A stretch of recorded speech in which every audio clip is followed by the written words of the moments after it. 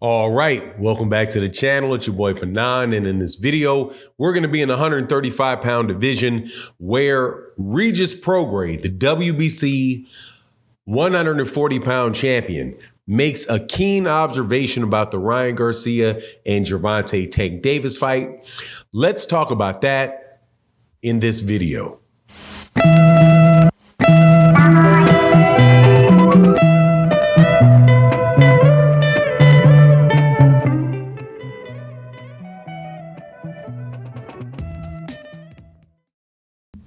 All right, welcome back to the channel. It's your boy Fanon, and in this video, we're going to be once again getting ready for the big fight taking place on April 22nd between Gervonta Tank Davis and Ryan Garcia. Highly anticipated match that I honestly, never thought would take place, but I was wrong. It is. Ryan Garcia decided to take the fight, and Regis Prograis is adding his 2 cents to the event and letting people know what he thinks is going to happen. Man, he makes a very keen observation that I agree with about Ryan Garcia heading into this fight. Before I get into the specifics of it, though, let me welcome you back to the channel. If you are new to the channel, please accept my invitation to hit the subscribe button, hit the bell icon so you can be notified of when we release more videos. And if you are a longtime subscriber and supporter of the channel, thank you so much for your continued support and the super thanks of videos like this, and also by hitting the thumbs up button and sharing the videos. And thank you for seeing more people sharing the videos on Twitter. So greatly appreciate that. Thank y'all very much. But let's get into this. Regis Prograis is the WBC 140-pound champion. He is a 2-time champion, as he was previously, I do believe it was the WBA. I do believe he had the WBA championship before that, and had that until I think it was the IBF unification fight that he lost, but in a close fight that honestly, I think probably the best thing should have happened to that fight was that it could have been a draw between him and Josh Taylor in the now apparently defunct World Super Series, World Boxing Super Series that had come on a few years ago. But just recently he won a vacant title to be the WBC champion after Josh Taylor relinquished that belt. And he is now, it's just one of the best fighters in boxing, in my opinion. But he gave his opinion on the Gervonta Davis versus Ryan Garcia fight and made an observation that about confidence on Ryan Garcia's part. And what he said was that he thinks that Ryan Garcia doesn't really believe that he doesn't sense a lot of real self-confidence, legitimate self-confidence, or believes that what he sees out of Ryan Garcia is a fake confidence, right? Or false confidence going into this Gervonta Davis fight. That is something else that Gervonta Davis at a point in time had co-signed on. And when he was talking about Ryan, and he was like, you can tell people who really do not believe, who really don't believe it, right? They can say it, but they really, when you look in their eyes, you have to wonder whether or not they believe it. So what is it about Ryan Garcia that makes people suspect that? It has a lot to do with the fact that Ryan Garcia really has not done enough in his career in order to really warrant the type of self-confidence that he has in himself, in order to justify how he basically acts like he can just, run over Gervonta Davis when he's really never been in there with anybody that has been at that level or has that level of expertise and that level of accomplishments yet, right? So while you can talk a good game and say that you know what you're going to do and all of that, the question is really, really, do you believe that? Where Regis, just opposed that or compared that to Gervonta Davis and said, look, man, Gervonta Davis has already been in a bunch of big fights. I'm sure that there's going to be somebody that comes by the comment section, if they actually listen to this video this long, and will say, Fanon, but how many belts has Gervonta Davis won? He's won a fight. Yeah, he fought at 140 against Mario Barrios, but Mario Barrios only had a secondary belt.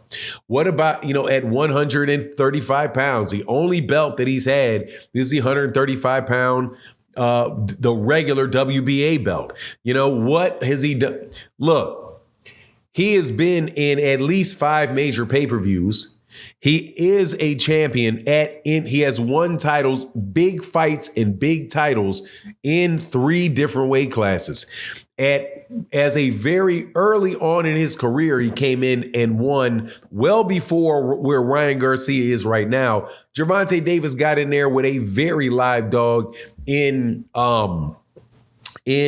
Jose Pedraza on the undercard of the James DeGale versus Badu Jack fight in Barclays Center in New York, and basically destroyed Jose Ramirez, a guy that, he was a championship fighter with a lot of experience. He's been in the ring with Leo Santa Cruz and has dealt with adversity against Leo Santa Cruz, figured a way out and overcame the adversity. Same thing goes for Mario Barrios. Do not care what people think about Mario Barrios and how Mario Barrios is not a real fighter and the title that he had at 140 pounds. We know how boxing works. Boxing works as far as those titles go. Those titles get tied up in certain promotional outfits.